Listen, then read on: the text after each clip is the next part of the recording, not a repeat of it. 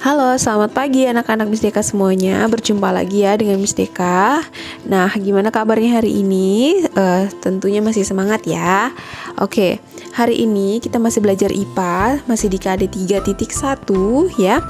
Dan tujuannya hari ini Miss Deka akan menjelaskan tentang kelainan dan penyakit pada alat gerak ya di bukumu halaman 8. Silakan dibuka ya. Kita langsung aja bahas dari yang pertama ya. Nah, di buku kalian di halaman 8 itu dijelaskan ada beberapa kelainan dan penyakit yang dapat terjadi dalam rangka manusia ya. Dalam tulang-tulang di dalam tubuh kita itu juga terdapat banyak kelainan bawaan lahir ya kalau kelainan itu, atau penyakit yang bisa disertakan saat atau berdasarkan pola hidup kita gitu ya. Nah, itu atau gaya hidup kita gitu ya, Nak ya. Nah, di sini misalkan jelaskan di bagian A ya. Yang pertama itu ada retak dan patah tulang.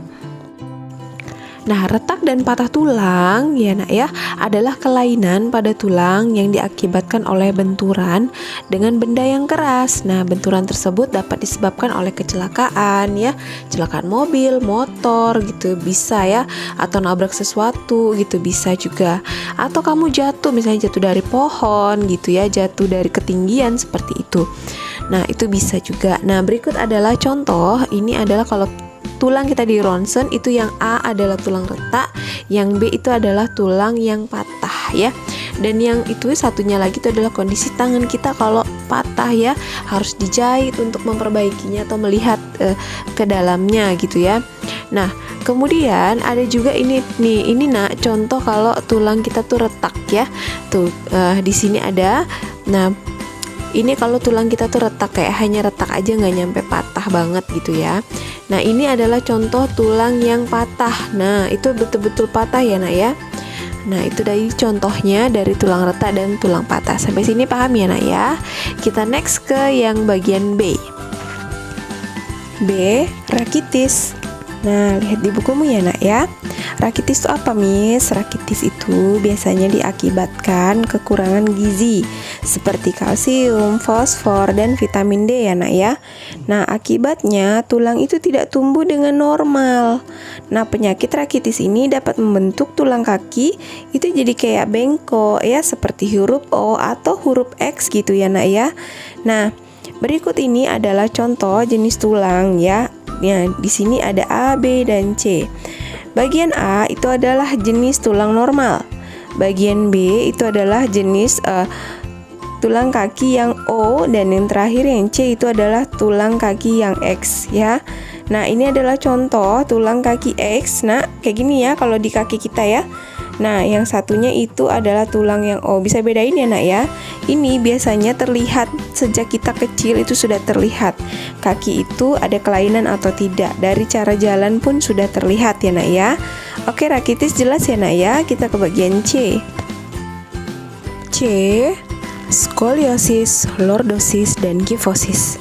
Oke, kita ke bagian skoliosis dulu ya. Misalkan jelaskan, skoliosis itu adalah kelainan tulang punggung ke arah samping tubuh. Nah, perhatikan. Nah, ini adalah contoh ya Nak ya, kelainan skoliosis itu. Nah, pengidap skoliosis akan memiliki tulang belakang yang tampak bengkong ke samping ya Nak ya, seperti membentuk huruf S atau C gitu ya. Nah, biasanya ya penyebab dari skoliosis ini ya itu bisa jadi karena cacat dari lahir ya, sehingga mempengaruhi perkembangan tulang-tulang belakang, cedera atau infeksi tulang belakang bisa juga. Nah, dan lain-lain ya. Nah, skoliosis yang terjadi pada anak juga bisa menjalani perawatan khusus. Kalau kita udah tahu dari kecil kita ada skoliosis, itu biasanya kita bisa kayak terapi gitu ya untuk menyembuhkan skoliosis ini ya Nak ya. Kemudian selanjutnya ada lordosis. Nah, lordosis adalah kelainan tulang punggung ke arah depan tubuh ya Nak ya. Perhatikan contoh berikut ini. Nah, ini merupakan contoh kelainan tulang punggung yang condong ke arah depan tubuh ya. Nah, lordosis sendiri itu Nak biasanya ya penyebabnya itu bisa jadi karena pergeseran salah satu ruas tulang belakang, atau bisa jadi karena ada keretakan atau patahnya salah satu ruas tulang belakang, bisa jadi karena obesitas ya, atau kelebihan berat badan, atau juga bisa karena radang piringan sendi tulang belakang ya. Biasanya karena infeksi seperti itu ya. Nah, ini juga biasanya kita bisa terapi ya, nak ya, untuk membenarkannya kalau dari kecil kita tahu kita punya yang namanya lordosis. Oke. Kifosis merupakan kelainan tulang punggung ke arah belakang tubuh ya, nak ya.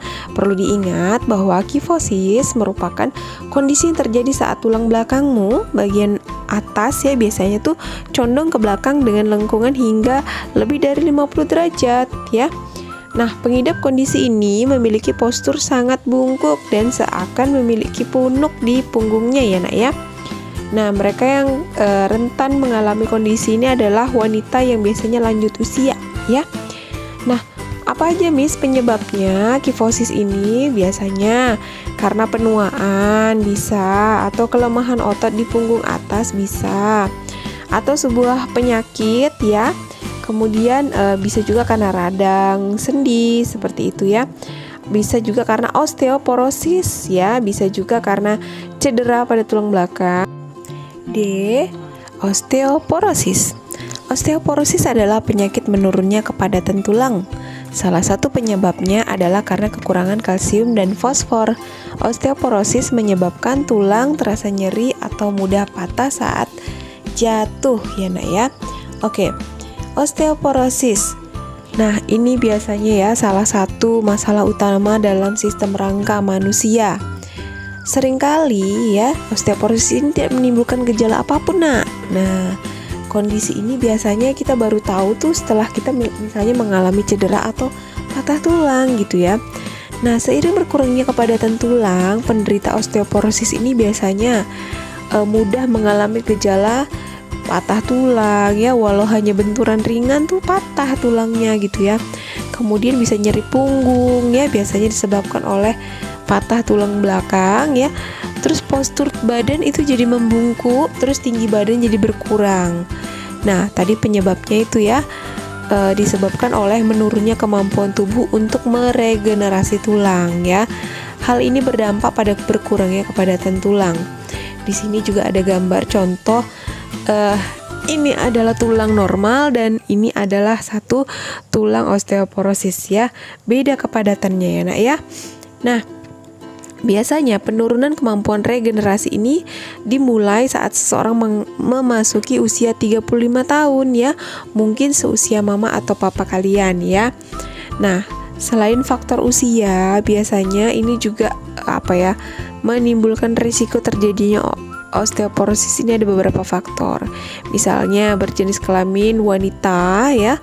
Terus misalnya memiliki keluarga yang riwayatnya ada osteoporosis, bisa. Yang tadi udah dijelaskan juga kekurangan vitamin D, kalsium dan lain sebagainya ya. Kemudian mengalami gangguan hormonal atau penyakit tertentu ya, atau bisa jadi karena mengkonsumsi obat-obatan yang dalam jangka waktu lama, bisa juga, atau bisa karena minum alkohol dan merokok ya, atau gaya hidup ya, nak ya. Itu juga bisa menjadi faktor timbulnya osteoporosis. Makanya kita harus menjaga tubuh kita agar terhindar dari penyakit-penyakit seperti ini ya, nak ya. Oke, itu tadi penjelasan dari Miss Deka ya tentang kelainan dan penyakit pada alat gerak ya. Ya, semoga apa yang disampaikan menambah pengetahuan dan wawasan bagi kalian ya. Terima kasih sudah menonton dan menyimak. Bye-bye, selamat pagi.